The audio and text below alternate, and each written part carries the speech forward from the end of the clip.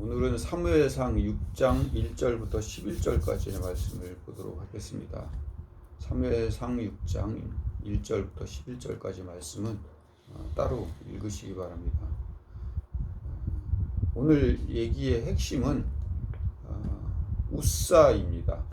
하나님의 괴가 블레셋 민족들한테 빼앗겼다가 다시 되찾아오는 과정에서 결국은 다윗의 성으로 하나님의 괴를 가지고 왔다는 그런 큰 줄거리 안에 중간에 갑자기 우사라는 사람이 등장을 합니다. 그래서 그 우사가 하나님 괴를 만졌을 때 하나님께서 우사를 죽이십니다. 그리고 그것 때문에 다윗은 잠깐 화를 내고 직접 다윗에게 가지고 가지 않고 가드 사람 오벳 에돔이라고 하는 사람에게 잠시 맡겨놨다가 가지고 들어오는 그런 장면입니다. 짐작하셨겠지만 오늘 핵심 포인트는 우사가 죽은 이유입니다. 왜 우사가 죽었을까요? 김준 이 얘기 알아? 알지? 왜 하나님의 괴가 떨어지려고 하기 때문에 6절에 보니까 오늘 읽은 본문의 6절에 보니까 그들이 다곤의 타작마당에 이르러서는 소들이 띠므로 우사가 손을 들어 하나님 괴를 붙들었더니 여호와 하나님이 우사의 잘못함으로 말미암아 진노하사 그를 죽였습니다. 아니 그럼 어떻게 해요? 놔둬요? 괴가 떨어지게? 그게 하나님 뜻이었을까요? 그럼 그렇다고 또 죽이지 않을까요? 가만 놔뒀다고? 도대체 우사가 죽은 이유가 뭘까요? 사모님은 알아요? 우사가 죽은 이유를? 자, 이 우사가 죽은 이유에 대해서 알기 위해서 어디를 가보냐면 사무엘상 5장부터 가보겠습니다. 사무엘상. 오늘 본문은 사무엘하 6장이고 우리가 원래 예전에 봤었던 처음에 하나님의 괴가 빼앗겼었던 그 장면부터 보면 우사가 왜 죽었는지를 유추하여 짐작을 할 수 있을 것 같습니다.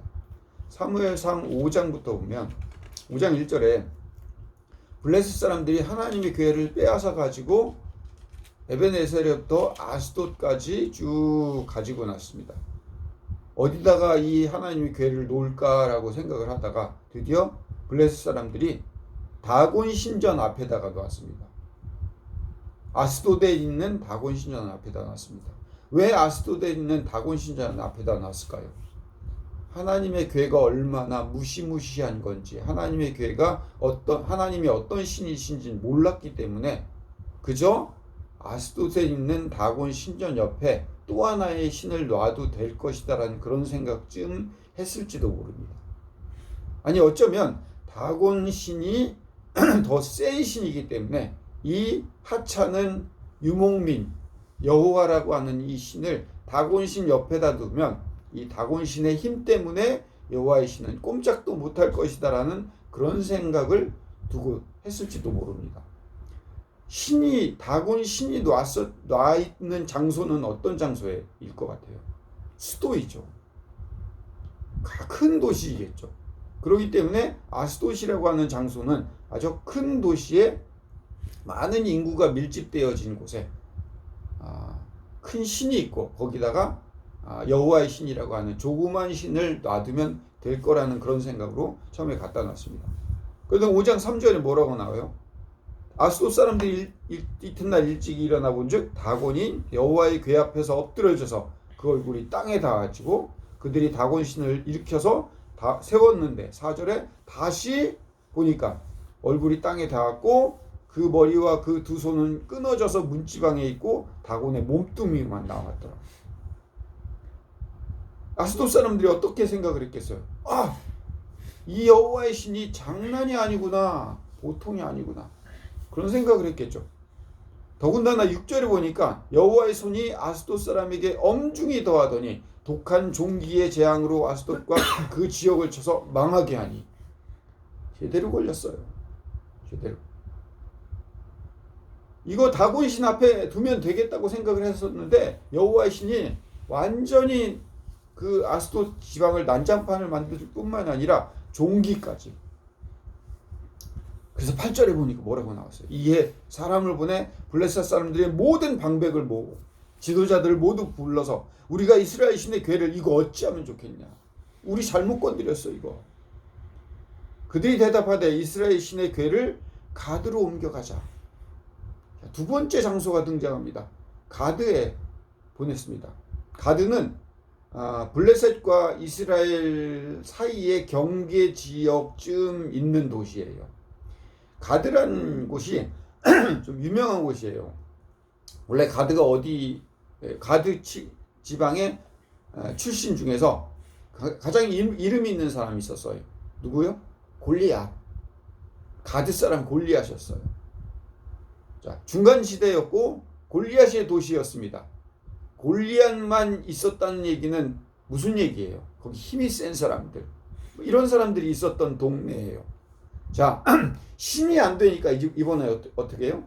가드 지역에 국경 지방에 골리앗이 태어났던 그런 힘이 센 곳, 종기들도 감히 이 도시 지역에 있는 사람들은 힘이 약하고 그러기 때문에 종기가 쉽게 사람들을 해칠 수 있고 그렇지만 이쪽 거친 지역 쪽에 있는 사람들이면 괜찮겠다 싶어서 가드 지역으로 옮긴 거예요. 또 아스돗이라고 하는 수도에서 어디로 택해서 옮겼겠어요? 다른 지방의 중소도시로 옮겼으면 그쪽에서 받아주겠어요. 우리나라는 중국보다 훨씬 더 살기가 좋습니다. 그런데 문제가 하나 있어요. 지역주의가 굉장히 강해요. 그래서 자기 지역에 살고 있는 쓰레기, 안 좋은 거를 빨리 버렸으면 좋겠어요.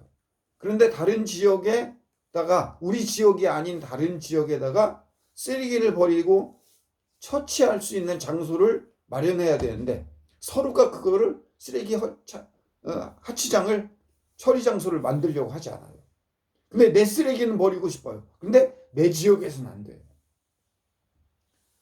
아스돗 사람들도 마찬가지였을 거예요. 우리 지역에 이 여호와의 신이 있으면 안 되고 우리가 종기를 상처를 받으면 안 돼요. 근데 분명히 이거를 어디다 두긴 둬야 돼요. 그럼 어떻게 해야 돼요? 아스돗보다 힘이 약한 장소 가드 지역에다가 보낸 거예요. 가드 지역 사람들은, 자, 6절 사무엘상 6장을 보겠습니다. 사무엘상 6장. 여호와의 궤가 블레셋 사람들의 지방에서 있은 지 7달이 되었습니다. 그래서 그 가드 지역에 옮겼는데도 그 가드 지역에서는 어때요? 계속해서 말썽을 부렸죠. 가만히 있지 않고 종기가 계속해서 번창했습니다. 그랬더니 블레셋 사람들이 제사장들과 복술자들, 점쟁이들을 불러서 이 궤를 도대체 어떻게 할까? 이 여호와의 신, 이스라엘 신의 궤를 어떻게 할까? 결국 정했습니다. 이거 돌려보내자. 돌려보내는데 어디로 돌려보내야 될 것 같습니까? 가드보다 힘이 더 약한 곳에 돌려보내야 되죠. 그렇죠? 자, 아스돗에서 가드로 옮겼어요. 가드 사람들도 힘들어요. 그럼 어떻게 해요? 이제 가드보다 힘이 더 약한 곳에다가 보내야지 찍소를 못하고 그 종기가 번창하는 여호와의 궤를 받을 수 있을 거 아니에요. 그 지역이 어떤 지역이에요? 벳세메스라고 하는 곳으로 장소를 정했습니다. 자, 그 안에는 여러 가지 얘기들이 나와요. 자, 7절, 사무엘상 6장 7절에 보면, 그러므로 새 수레를 하나 만들고 멍에를 메어보지 아니한 나는 소 두 마리를 끌어다가 소 수레에 메우고 그 송아지들은 떼어 집으로 돌려보내고 여호와의 궤를 가져다가 수레에 싣고 속건제로 드릴 금으로 만든 물건들을 상자에 담아서 궤 곁에 두고 그것을 보내어 가게 했습니다. 9절에 보고 있다가 만일 궤가 그 본 지역 길로 올라가서 베스메스로 가면 이 큰 재앙은 우리에게 내린 것이요 그렇지 아니하면 우리를 친 것이 그의 손이 아니요 우연히 당한 것인 줄을 알리라 하니라. 자, 제사장들과 점쟁이들이 뭐라고 생각을 했어요? 소를 두 마리를, 아직 젖이 떼지 않는 소 두 마리를 멍에에 메웠어요. 그리고 여호와의 궤 마차에다가 우마에다가 여호와의 궤와 그 금을 거기다 잔뜩 실었습니다. 그리고 나서 송아지들, 아직 젖을 떼지 못한 송아지들 집에다 뒀어요. 그리고 소 두 마리를 베스메스로 몰고 갔습니다. 이 소 두 마리들은 어때요? 젖을 아직 떼지 못한 송아지들이 있기 때문에 베스메스로 가지 않고 자기 새끼들을 향하여서 가는 게 정상적이에요. 그래서 그렇게 정상적인 일이 진행이 되면 우연히 이번에 일어난 일이에요. 종기가 일어나고 하는 것들이. 다곤신이 넘어진 것들이 우연히 일어난 거예요. 그런데 이 젖을 떼지 못한 송아지에게로 가지 않고 베스메스로 계속하면 이거는 여호와의 신이 그렇게 만드는 거야. 이렇게 생각을 했어요. 왜? 천륜을 어기는. 자, 소가 젖을 떼지 못한 송아지를 버리고 다른 길을 간다는 것은 있을 수 없는 일이에요. 상식적으로 말이 안 되는 일이에요. 원래 그런 일은 일어나지 않아요. 그런데 그런 일이 일어난다는 얘기는 뭐예요? 하나님이 아니고 신이 아니고는 이런 일이 일어날 수가 없다는 얘기예요. 결과는 어때요? 베스메스로 암소가 간 거예요.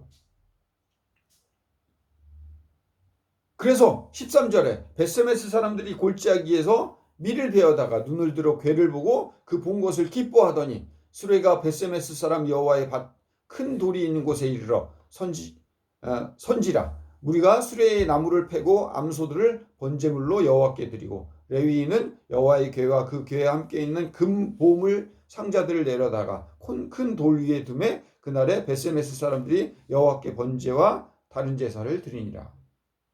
베스메스 사람들은 왜 이런 천륜이 어겨지는 일들이 벌어졌는데도 이 궤를 받았을까요? 주나 왜 받았을 것 같아? 다 아는 거예요. 소문이 나서 다 알아요. 혹시 우리한테도 종기가 일어날 수 있다는 사실을 알아요. 그런데도 왜 받았을까요? 단순히 하나님의 궤 때문에?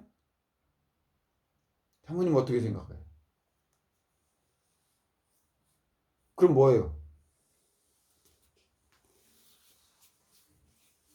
15절 여호와의 궤와 그 궤와 함께 있는 금보물 상자.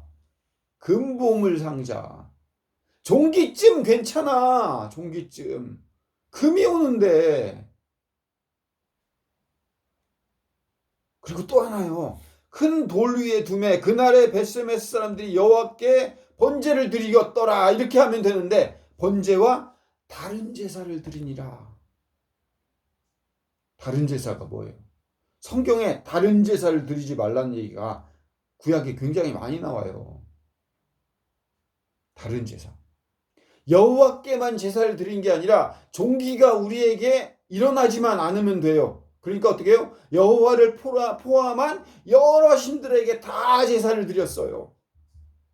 천륜이 어겨지는 그런 일들이 일어나는 걸 알면 여호와께 제사를 드려야 된다는 걸 뻔히 아는데 그런 상식이 아는데 그러지 않고 어떻게 했어요? 모든 신들을 다 불러놨어요. 부처고 마호메시고 누구고 다 불러서 이 사람 저 사람들한테 다 제사를 드린 거예요. 우리 종기만 안 나면 돼요. 안 나면 돼요. 다른 제사를 드렸어요.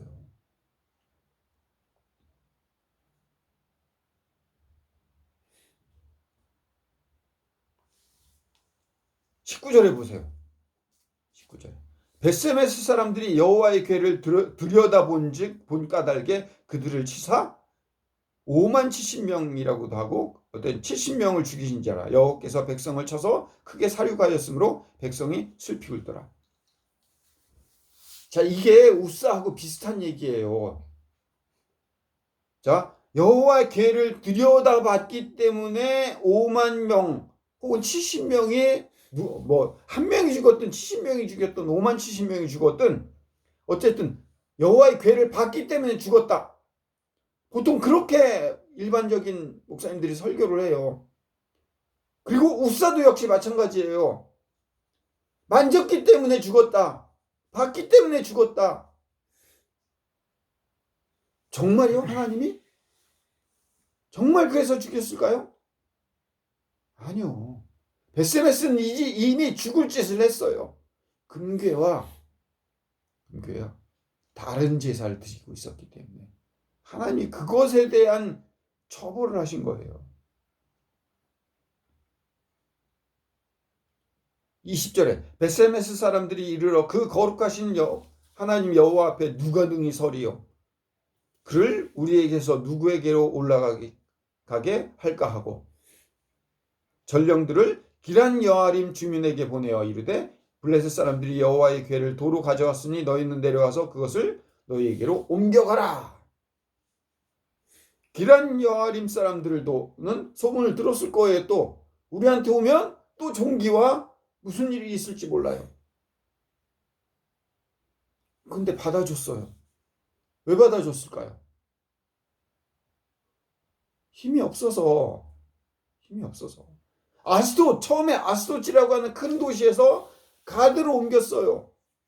가드에서 힘의 논리로 더 약한 벳세메스로 보내버렸어요. 어떻게 해요? 꼼짝 못하게 받았어요. 하지만 돈이 있다는 것 때문에.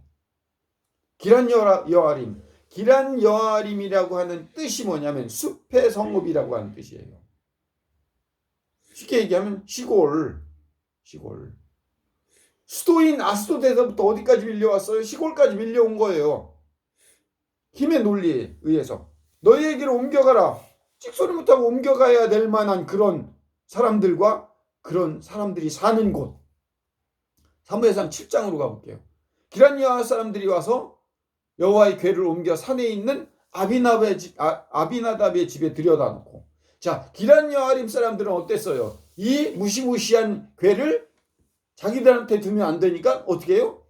아비나답의 집에다가 갔어요. 산에 사는 아비나답. 그 시골에서도 꼴짝이 끝에 있는 아비나답. 거기다가 맡겨버린 거예요. 니나 종기 당해라. 그런 식인 거죠. 계속 힘의 논리로. 그리고 아비나답의 집에 들여놓고 그의 아들 엘리야사를 거룩하게 구별하여 여호와의 궤를 지키게 하였더니 근데 무슨 일이 일어났어요? 2절에 궤가 기란 여아림에 들어간 날부터 20년 동안 오래 있은지라 이스라엘 온 족속이 여호와를 사모하니라. 그리고 20년 동안 하나님은 기란 여아림에서 아무 일도 일으키지 않고 기란 여아림 사람 특히 아비나답을 축복했어요. 이건 무슨 일일까요? 왜 딴 데서는 종기가 일어났는데?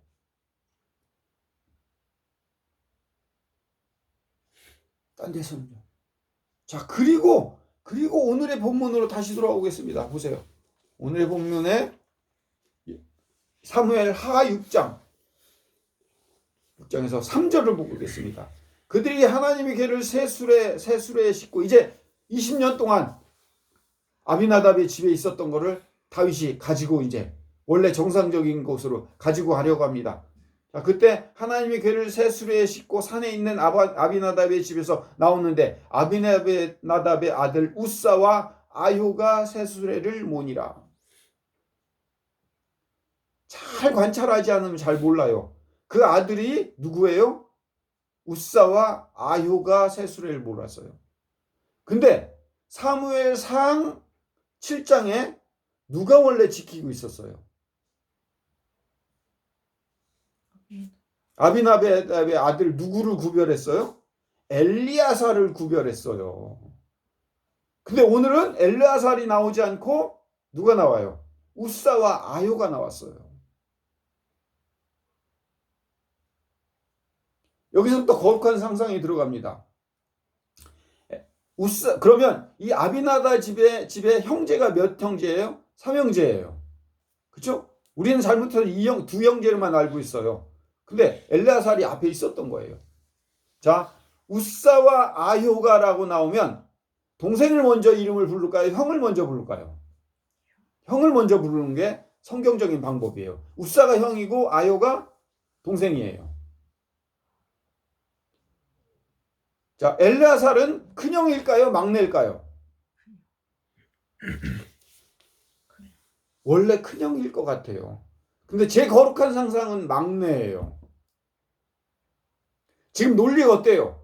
아수데서부터 가드와 벳세메스와 기란 여아름과 아비나다 집에까지 갔어요. 그 집에서도 형이 죽으면 돼요, 안 돼요? 안 돼요.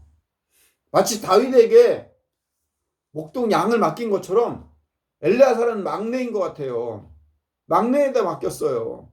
죽어도 막내가 죽어야지. 형이 죽으면 안 되지. 그래서 막내가 맡겼는데 20년 동안 무슨 일이 있어요? 축복이 일어났어요. 그 두 형은 어때요? 배가 아팠겠지. 배가 아팠겠지. 이거 죽을 줄 알았는데 오히려 축복을 주니까. 그러니까 어떻게 해요? 원래 누가 나와서 이 새 수레를 몰아야 돼요? 엘르아살이 나와서 새 수레를 몰아야 되는 게 맞아요. 20년 동안 지켰으니까. 그 형 둘이 우사와 아요가 새 수레를 몰고 엘르아살 얘기는 나와 있지도 않아요, 여기. 자, 근데 더 웃긴 게 있어요. 이 거룩한 상상이 도로 맞는 얘기가 나와요. 그들이 산에 있는 4절에 그들이 산에 있는 아비나답의 집에서 하나님의 궤를 싣고 나올 때 아요는 궤 앞에 가고 동생이 궤 앞에 갔어요. 끌고 모는 거예요. 앞에 갔다는 얘기는 선두로 갔다는 의미가 아니라 그 수레를 그 소를 몰고 간 거예요. 그러면 여호와의 궤를 차지한 건 누구예요? 우사, 제일 큰 형. 그러니까 우사가 다 주도한 거예요. 제일 나쁜 거는 엘르아살에게 맡기고 그 다음에 동생 아효를 소에 맡기고 앞에 끄는 거예요. 그 다음에 자기 우사인 자기가 궤 옆에 바로 옆에서 주인공 역할을 하고 싶은 거예요. 5절에 다윗이 이스라엘 온 족속들이 잣나무로 만든 여러 가지 악기와 수금과 비파와 소고과 앙금과 재금으로 여호와 앞에서 연주를 하고 또 6절에 그들이 나곤의 타작마당에 이르렀을 때 소들이 뜀으로 우사가 손을 들어 하나님 궤를 붙들었더니 아까 벳세메스 사람들이 여호와의 궤를 쳐다봤다고. 쳐다봐서 죽었어요? 다른 제사와 금덩어리에 더 관심이 없었기 때문에. 우사가 왜 죽었어요? 하나님 궤를 만져서 죽었어요? 아니요. 자기가 주인공이 되고 싶어 했기 때문에. 아스돗 사람들이 왜 벳세메스 사람들이 왜 종기에 걸려들었어요? 주인공이 되고 싶어서 했어요. 여호와의 신이라는 그 작은 신을 내 밑에 두고 싶었어요.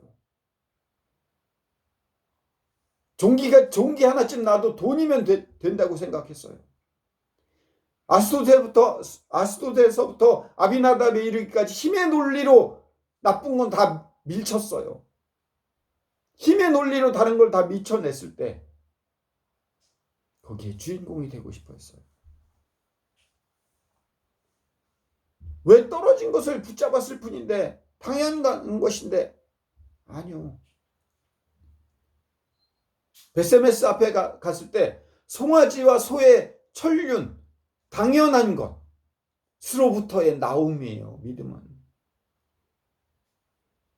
소와 송아지의 당연한 것, 절대 떨어질 수 없는 것으로부터의 나옴이 믿음이란 거예요. 그리고 오늘의 또 핵심 포인트, 우사가 그 죽인 이유는 그리고 이 원리를 통해서 하나님을 알아가는 거예요. 다윗조차도 나옵니다. 벳세메스 사람들이 아비나답의 집에 기란 여아림의 집에 보낼 때 이렇게 얘기합니다. 뭐라고요? 하나님의 이 신을 어떻게 하실지를 모르겠다고.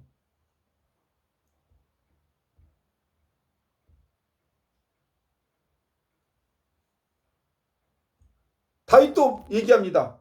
도대체 이걸 어떻게 해야 될지 모르겠다고. 6장 9절에 사무엘 하 6장 9절에 다윗이 그날에 여호와를 두려워하여 이르되 여호와의 괴가 어찌하여 내게 오리요. 어찌하여 오리요. 어떻게 도대체 하나님이 어떤 분이신지 모르겠어요. 어떻게 하면은 여호와의 괴가 우리한테 오는지 모르겠어요. 사무엘상 6장 20절에 벳세메스 사람들이 이르되 이 거룩하신 하나님 여호와 앞에 누가 능히 서리요 그를 우리에게서 누구에게로 올라가시게 할까? 다윗도 모르고 벳세메스 사람들도 몰랐어요. 하나님의 인간들에게 뭘 요구하세요? 모르기를 원하세요? 아니요. 하나님을 알아가는 과정이에요. 이렇게. 하나님이 어떤 분이신지. 힘의 논리가 아니신 분이다. 천륜이 아니신 분이다. 당연한 것으로부터의 벗어남이다. 약한 자와 부족한 자를 하나님은 선택하시는 분이시다. 이거를 하나씩 가르쳐 주시며 나가는 과정. 이 과정을 하나님께서 이 사무엘 상과 하를 통해서 우리에게 보여주시는 거예요. 단순히 붙잡았기 때문에, 단순히 봤기 때문에 처벌하시고 그런 분이 아니라는 거예요. 오늘 저와 여러분들이 하나님을 믿는 자들로서 살아나갈 때 천륜과 당연한 것과 원래와 눈에 보이는 것들로부터가 아닌 보이지 않는 것들, 바라는 것들의 실상, 보지 못하는 것들의 증거인 믿음을 향하여서 갈 수 있는, 눈앞에 단순히 만지고 보고 그렇기 때문에 처벌받는 것이 아닌 힘의 논리와 다른 제사를 드리는 것으로부터 힘이 아닌 사랑과 하나님의 것들을 찾아나가는 그런 하나님의 사랑을 온전히 깨닫는 저와 여러분들이 되시기를 축복합니다. 기도하겠습니다. 사랑의 아버지 하나님, 하나님이 어떤 분인지를 인간이 알아나가는 과정 가운데 하나님이 우리에게 웃사를, 벳세메스를, 기란 여아림을, 아비나답을 우리에게 허락하셔서 그 일들을 통해서 그 사람들과 그 지역을 통해서 우리에게 말씀하고 계십니다. 하나님의 그 사랑을 우리가 하나씩 알아 깨달아 나갈 수 있는 그런 자들 되게 주님 인도하여 주시옵소서. 예수님 이름으로 기도드립니다. 아멘. 이제는 우리 구주 예수 그리스도의 크신 은혜와 아버지 하나님의 극진하신 사랑하심과 성령님의 인도 교통 내지하심이 이 설교를 듣고 하나님을 알아가기를 소망하는 모든 자들 머리 위에 영원토록 함께하여 주시기를 간절히 축원하옵나이다.